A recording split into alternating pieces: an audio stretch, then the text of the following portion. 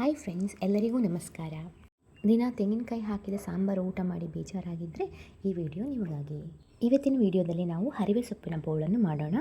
ಇದನ್ನು ಮಾಡಲಿಕ್ಕೆ ನಮಗೆ ಹರಿವೆ ಸೊಪ್ಪು, ಹಸಿಮೆಣಸಿನ್ಕಾಯಿ, ಸಾಸಿವೆ, ಒಣಮೆಣಸಿನ್ಕಾಯಿ, ಕರಿಬೇವಿನ ಸೊಪ್ಪು, ಬೆಳ್ಳುಳ್ಳಿ, ಹುಣಸೆ ಹಣ್ಣಿನ ರಸ ಬೇಕು. ನಾನಿಲ್ಲಿ ಹರಿವೆ ಸೊಪ್ಪನ್ನು ಚೆನ್ನಾಗಿ ತೊಳ್ಕೊಂಡು ಆಮೇಲೆ ಸಣ್ಣದಾಗಿ ಹಚ್ಕೊಂಡಿದ್ದೇನೆ. ಇದರ ದಂಟನ್ನು ಕೂಡ ನೀವು ಉಪಯೋಗಿಸ್ಕೊಳ್ಬೋದು. ಆಮೇಲೆ ಹಸಿಮೆಣಸಿನ್ಕಾಯಿಯನ್ನು ಉದ್ದಕ್ಕೆ ಈ ವಿಡಿಯೋದಲ್ಲಿ ನಾನು ಯಾವ ಥರ ತೋರಿಸಿದ್ದೇನೋ ಆ ಥರ ಸೀಳಿಕೊಳ್ಳಿ.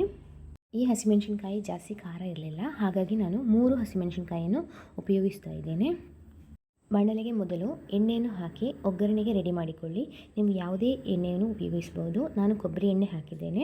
ಎಣ್ಣೆ ಬಿಸಿಯಾದ ಮೇಲೆ ಇದಕ್ಕೆ ಸಾಸಿವೆ, ಹಸಿಮೆಣಸಿನ್ಕಾಯಿ, ಬೆಳ್ಳುಳ್ಳಿ, ಒಣಮೆಣಸಿನಕಾಯಿಯನ್ನು ಹಾಕಿ ಬೆಳ್ಳುಳ್ಳಿ ಬಾಡಲಿಕ್ಕೆ ಬಿಡಿ. ಬೆಳ್ಳುಳ್ಳಿಯ ಕಲರು ತುಂಬ ಚೆನ್ನಾಗಿ ರೋಸ್ಟ್ ಆಗಿರಬೇಕು. ಆಮೇಲೆ ನಾವು ಸಣ್ಣದಾಗಿ ಕಟ್ ಮಾಡಿಕೊಂಡಿರುವಂತಹ ಹರಿವೆ ಸೊಪ್ಪನ್ನು ಹಾಕಿ ನೀರನ್ನು ಹಾಕದೆ ಹಾಗೆ ಮಿಕ್ಸ್ ಮಾಡಿಬಿಡಿ. ಈ ರೀತಿಯ ಬೋಳ್ ಸಾರನ್ನು ನೀವು ಹಸಿರು ಕಲರ್ ಹರಿವೆ ಸೊಪ್ಪಲ್ಲೂ ಮಾಡಬಹುದು, ಆದರೆ ಕೆಂಪು ಕಲರ್ ಹರಿವೆ ಸೊಪ್ಪಿಂದು ಟೇಸ್ಟು ತುಂಬ ಚೆನ್ನಾಗಿರ್ತದೆ. ಮಿಕ್ಸ್ ಮಾಡಿದ ಮೇಲೆ ಇವಾಗ ಹುಣಸೆ ಹಣ್ಣಿನ ರಸವನ್ನು ನಾನು ಹಾಕ್ತಾ ಇದ್ದೇನೆ. ಪುನಃ ಚೆನ್ನಾಗಿ ಮಿಕ್ಸ್ ಮಾಡಿ ನಂತರ ಇದಕ್ಕೆ ರುಚಿಗೆ ತಕ್ಕಷ್ಟು ಉಪ್ಪನ್ನು ಸೇರಿಸಿ ಇನ್ನೊಂದು ಸಲ ಕೈ ಆಡಿಸ್ಕೊಳ್ಳಿ.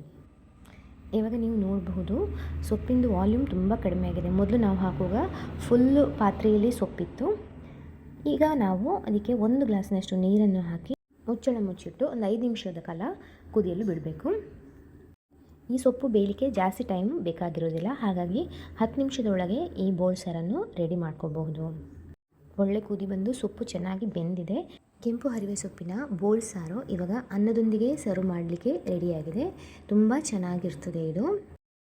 ನೀವು ಕೂಡ ಈ ರೆಸಿಪಿಯನ್ನು ಮನೆಯಲ್ಲಿ ಟ್ರೈ ಮಾಡಿ ಹೇಗೆ ಬಂದಿದೆ ಅಂತ ಕಮೆಂಟಲ್ಲಿ ತಿಳಿಸಿ. ವಿಡಿಯೋ ಇಷ್ಟವಾದಲ್ಲಿ ಲೈಕ್ ಮಾಡಿ, ಶೇರ್ ಮಾಡಿ ಹಾಗೂ ಚಾನೆಲ್ಗೆ ಸಬ್ಸ್ಕ್ರೈಬ್ ಮಾಡೋದನ್ನು ದಯವಿಟ್ಟು ಮರೆಯಬೇಡಿ. Thank you for watching.